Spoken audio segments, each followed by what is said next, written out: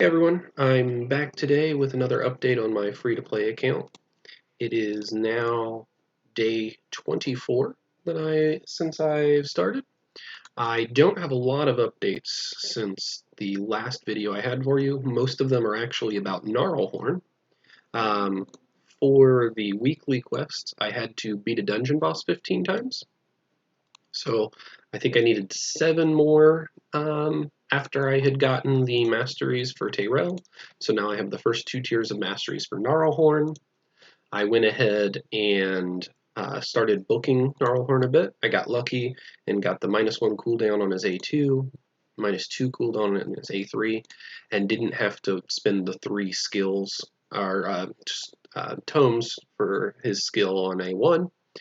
Similar to Tayrell that I had done before, I didn't have to get this damage, and I didn't have to get this damage either. So I'm able to save a little bit of books that way.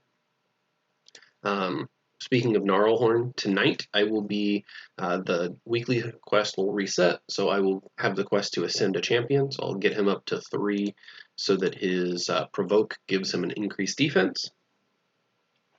So he'll be doing that. I consolidated my food quite a bit, and in doing so realized that all I have to do is get a couple more 3-star champions. So I'm working on making some food now, and then level up some 4s so that I can make them 5, and I'll have enough food to turn Gnarlhorn to 6-star as well. So I will have these 3 at 6-star and 60 by the end of the week. That's really all there is update-wise here. Just taking a look at the events real quick. Um, for the training event from the Fusion, I anticipate that I should very easily at least get this book. Um, I haven't done the math, and since it's 2 weeks, it is possible that I might get all the way up to here for these gems. I doubt that I'll be doing enough to get Bushi, but that's okay, because I don't really need him for anything. The artifact enhancement event, I don't really have anything that I need to upgrade. I will upgrade 3 of my at least 4-star pieces to 12, and that will give me enough points for this 75 energy, and it should be fairly cheap to do that. But I'm not going to work on this artifact event. I'll hopefully have some more gear that I want to level for the next artifact event in the fusion. Now, speaking of the fusion, I do want to talk very briefly about the champions in here that look interesting to me that I'm going to try to go for. I know I said a little bit yesterday that I wanted Fury Stoker for his healing. Let's see. Stitched Beast, I don't think I talked about yesterday, but he is a pretty reasonable champion for Fire Knight. He's got decreased turn meter, and both his A1 and his A2 attack twice. So that's a very good kit for Fire Knight. So he would just be sitting in my vault once I got him, and then when I start trying to push into Fire Knight, I'll have him. But that's another champion that if it's easy for me to get, I'm going to try to do. And then obviously I want Basher because he's got the increased cooldown on his A2, so it's a good crowd control. It'd be good in arena, good in dungeons as well. Fills a kind of similar role to Gnarlhorn, so depending on what my team looks like, he might not slot into the dungeon teams right away. But then his A3 just blocks Divas, but it's a 4-time attack. And then weaken on his A1, so he's got a pretty reasonable kit. Just a strong champ in general would help out my account. With those, though, we can actually look at the news and see of those 3 champions which ones are going to be fairly easy for me to get. Now, Fury Stoker, the healer that I'm looking for, I've actually got enough points as soon as I get Tayrell to 60 or to 6-star that I will have him tonight. So the champion that I thought I probably need the most is going to be the easiest to get. So I'm very happy about that. Stitched Beast, it is in Artifact Enhancement Event 2. So about 10 days from now is when that'll be, which is actually really good for me because I'll have more chance to pick up some gear that I might want to power up. So I was planning to wait for the Artifact Enhancement 2 event anyway, and then Stitched Beast will be in there. So depending on where it is in the event, I may be able to get that. So if we take a look, how far do we need to go into this event to get the champion that's in here will give somewhat of an idea of how much I will have to invest to get Stitched Beast. And 1500. So we look at this, and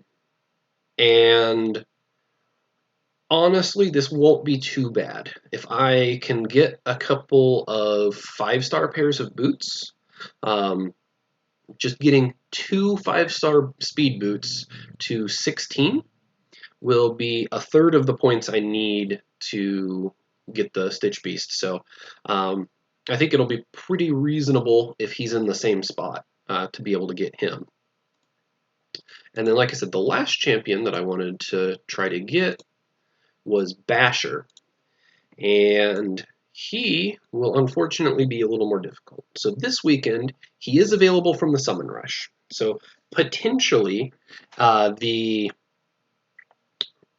amount of shards that I have now might be enough to get Basher. I doubt it, but it is possible.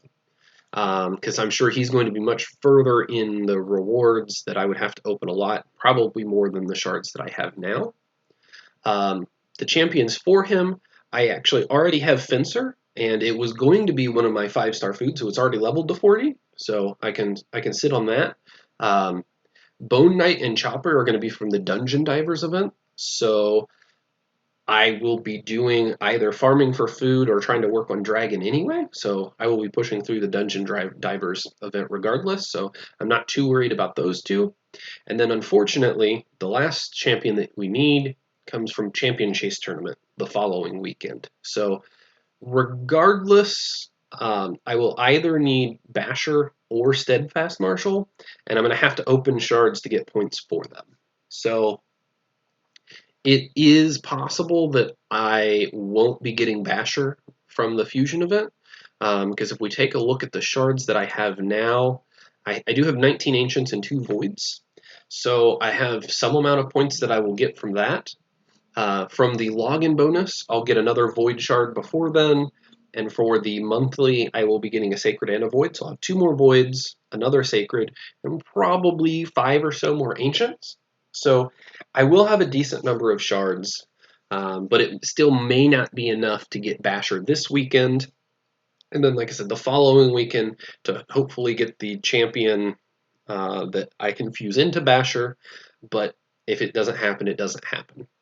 Now, in a perfect world, the following weekend that is for the fusion event, that's the champion chase,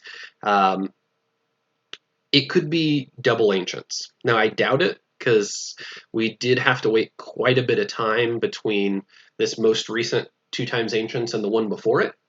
But it has gotten back into the rhythm of every other weekend is a 2 times of some sort of shard. So if 2 weekends from now is double ancient, I will be opening these ancients regardless if I think it will be enough to get me the fusion champion I need, the Steadfast Marshal.